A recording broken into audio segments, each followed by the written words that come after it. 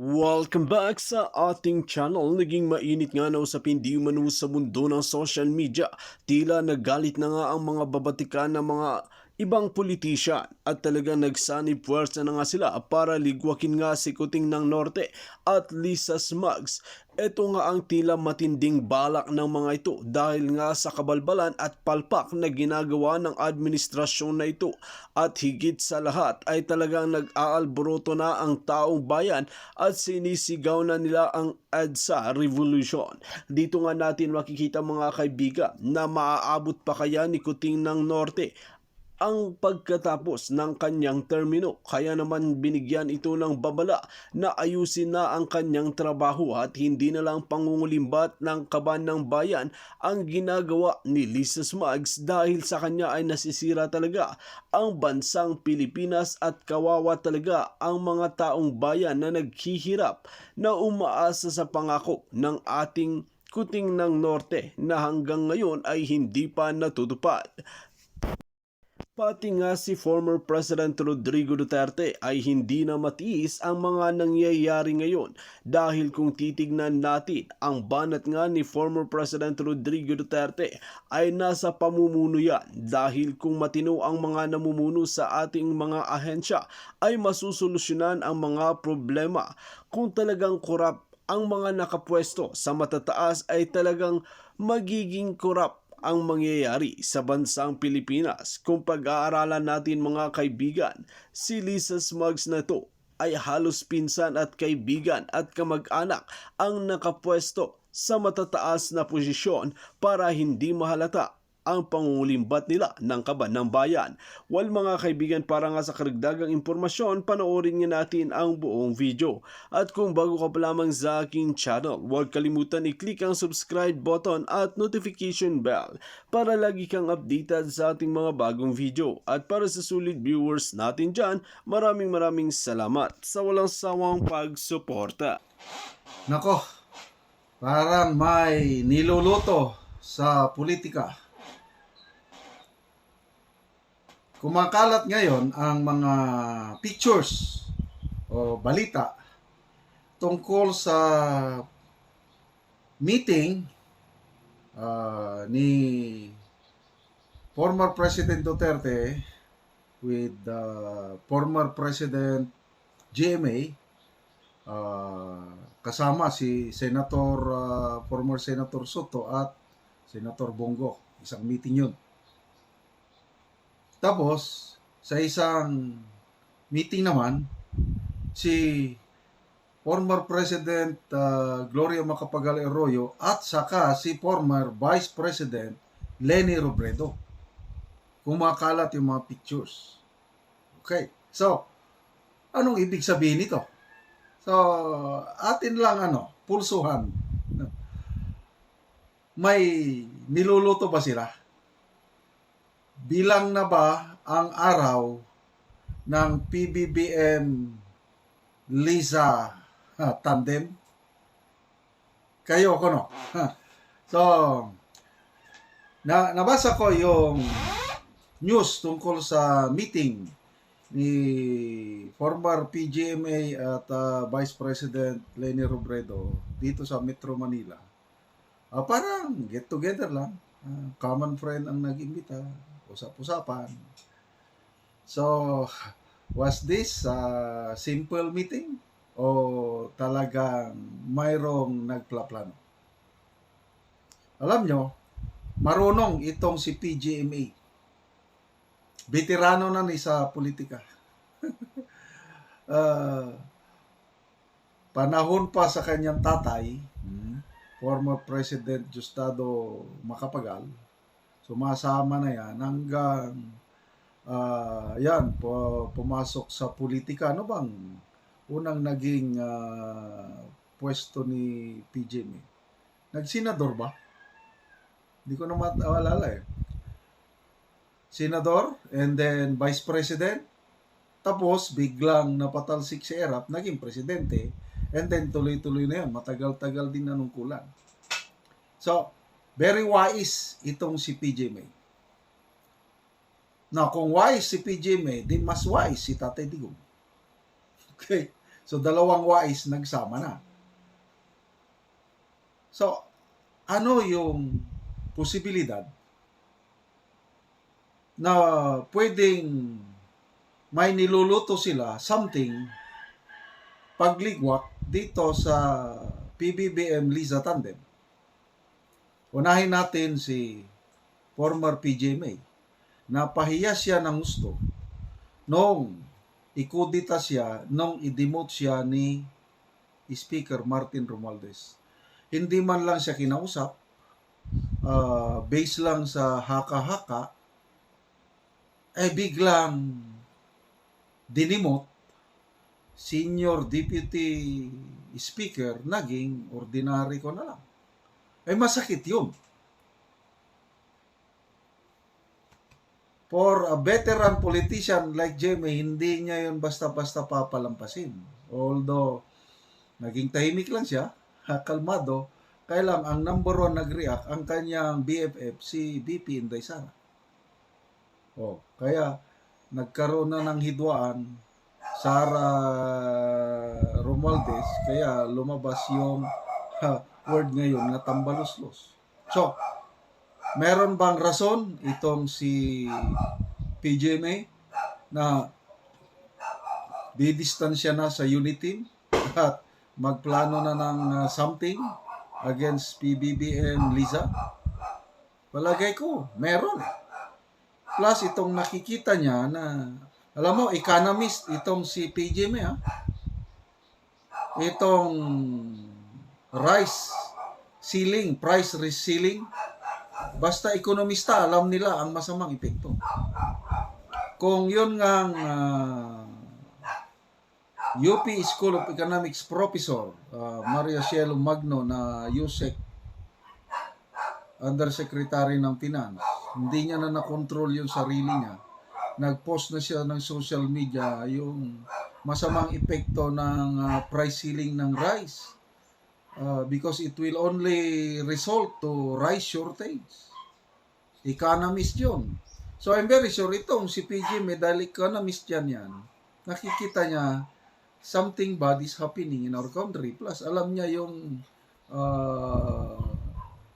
smuggling, hoarding. Hindi na yan baguhan itong si PGMA. So, analysis ko lang ito, opinion ko lang.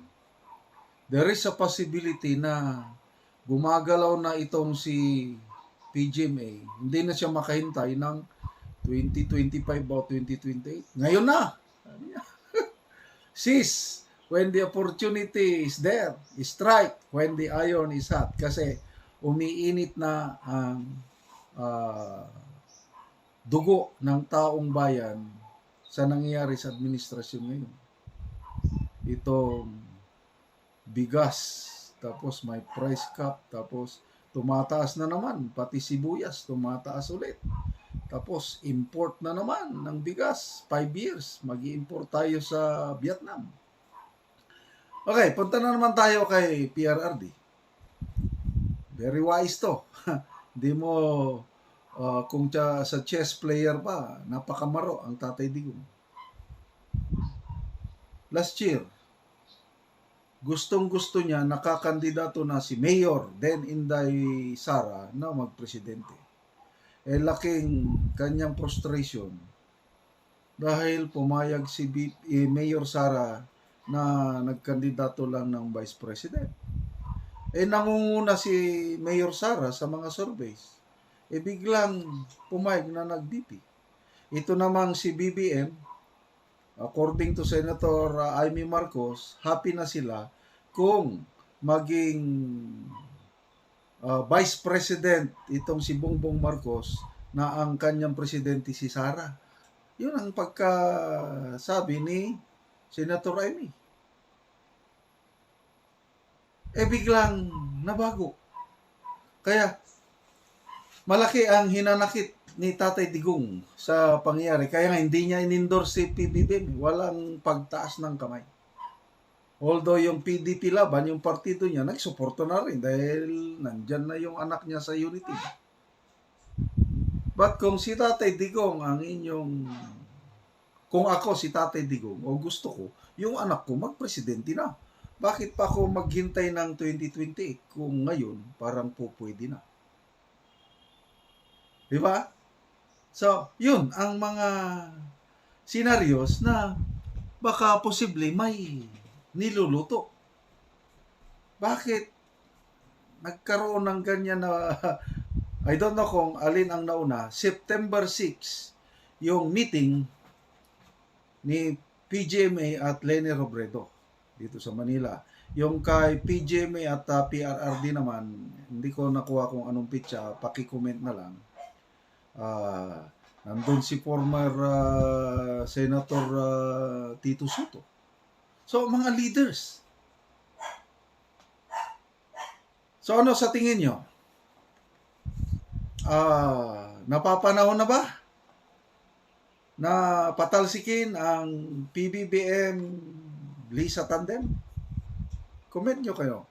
Kung ako ang inyong tatanungin, may honest opinion, kung pwede, huwag muna.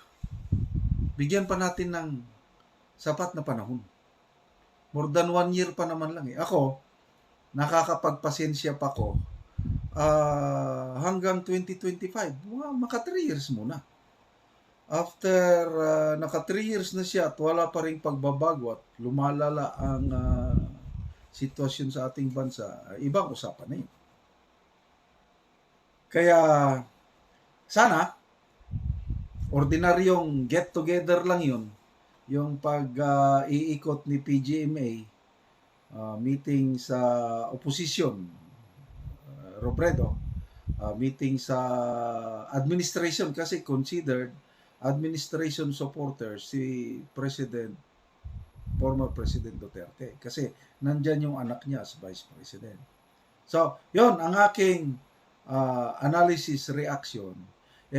Kayo, depende na rin sa inyo kung ano ang inyong pananaw. I-comment nyo na lang. Basta, ang sa akin, ang panawagan ko palagi is mag-pray tayo. Let's pray for our President dahil napakahirap yung kalagayan niya.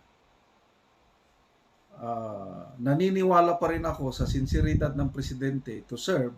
Kailang ang nakapalibot sa kanya, yun ang problema.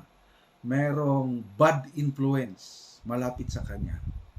So sana magkaroon ng lakas ng loob ang Presidente to say no sa bad influence na yan para once and for all maging mahusay ang kanyang pamamalakan.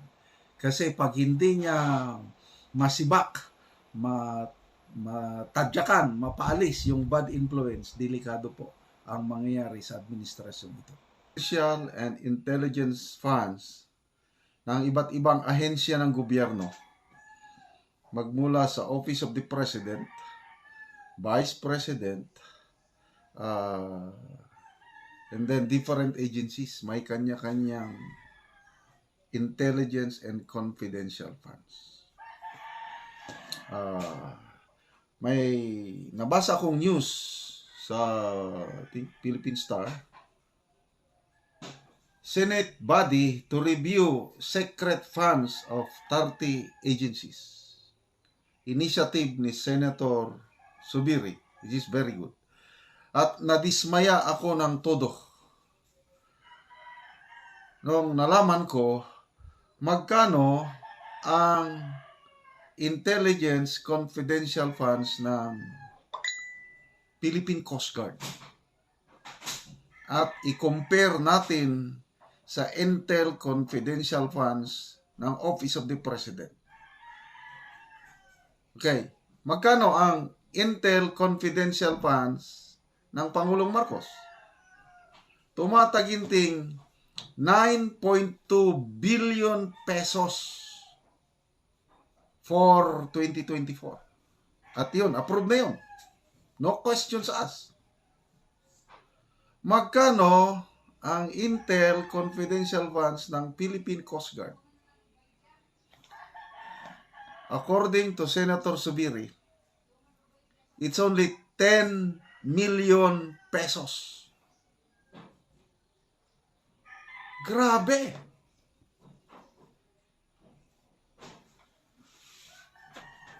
Napaka-importante po ang role ng ating Philippine Coast Guard sa ating national security ngayon, lalo na sa nangyayari sa West Philippine Sea.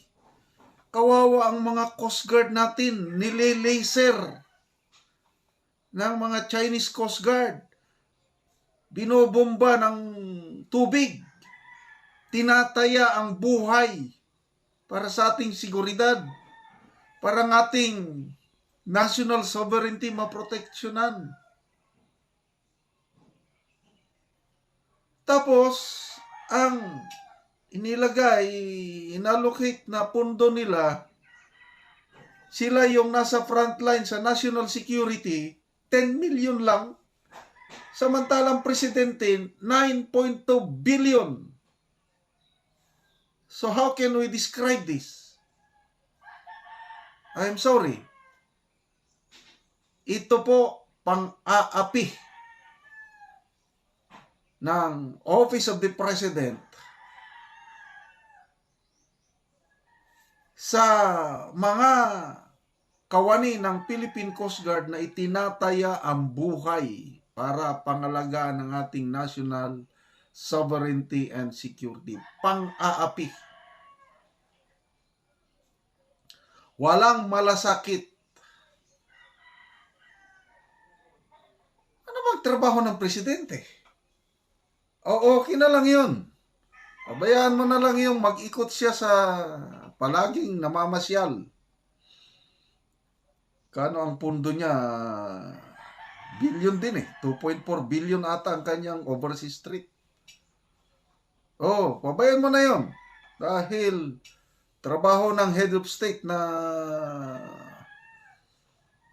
magbisita sa iba't ibang countries. Hindi guys na attracting investment. Kaya lang hanggang ngayon, wala pa namang investor na nag-i-invest. Poros lang pledges.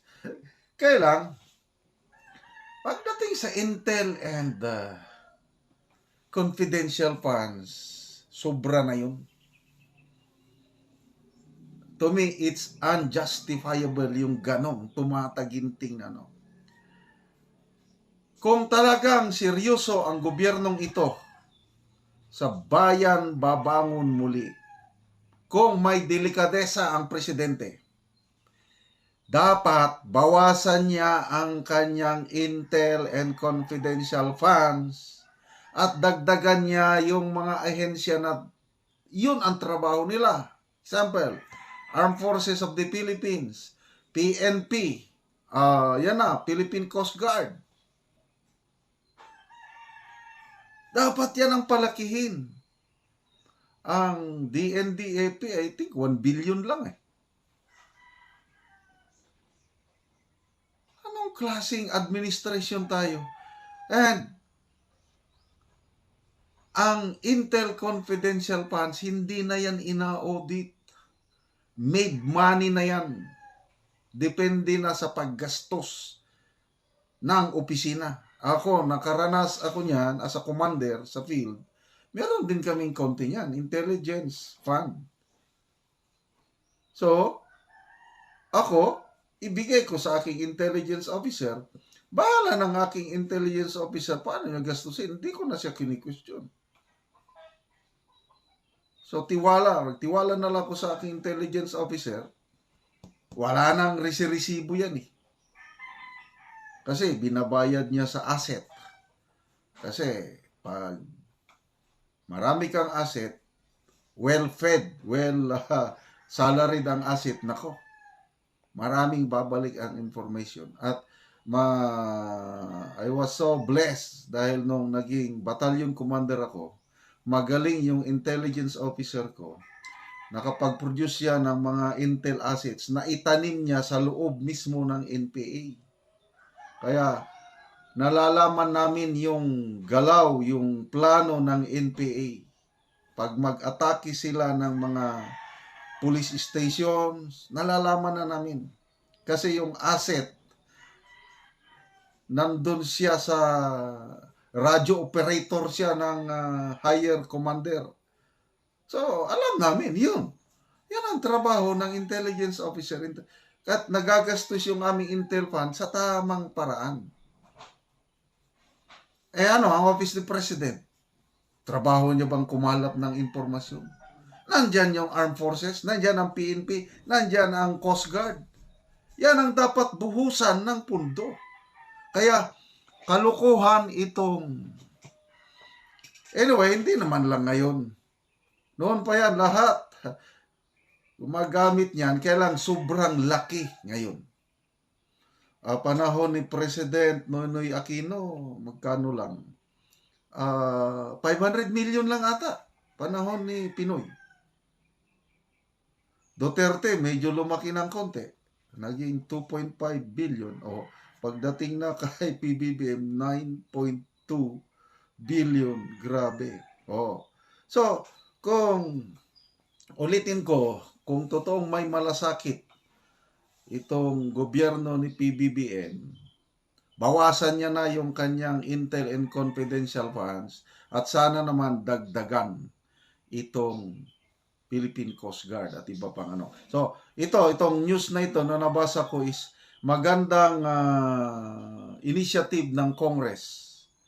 I-review nila yung intel confidential funds ng 30 government agencies at mag-recommend sila i-realign, which is correct. Sana pakialaman nila ang pundo ng Pangulo. I don't know kung kaya nila. Kung minsan ito, political accommodation na rin ito. Kaya wala. Kung ganito lang ang ating bansa, malayo yung bayan babangon muli.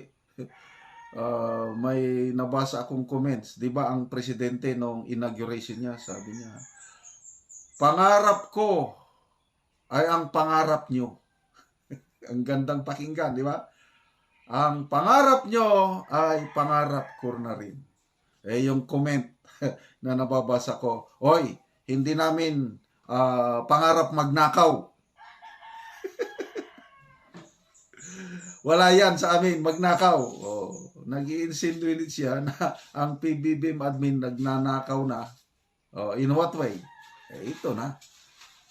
Intel and confidential funds. Pera po natin yan. Galing sa atin yan.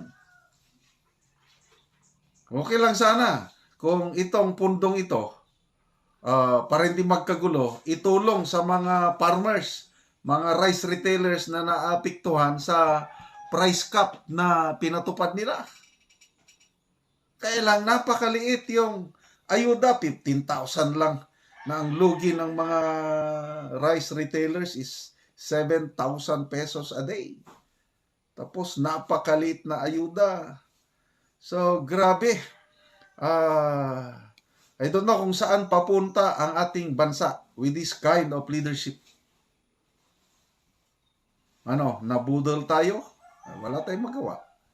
Dahil nagtiwala tayo, akala natin like father, like son, lumalabas. Parang hindi.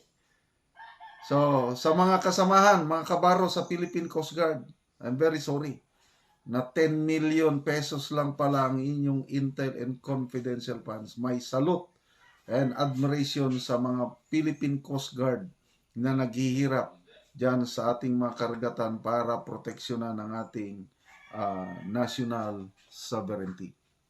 Well, mga kaibigan, dito nga natin makikita na tila maraming nakakawawa na mga ahensya na talagang matitino na kanilang ginagawa ang kanilang mga trabaho at sila pa ang pinipiga. Dapat ang pinipiga dito ay nagpapataba ng tiyan at yung mga senador at mga iba pang mga politician na nakaupo lamang na walang ginagawa at nakanganga lamang. Well, mga kaibigan, kung kayo ang tatanungin, maaabot pa nga ba ni President Bongbong Marcos ang kanyang termino? Just comment below sa ating comment section at ating pag-uusapan.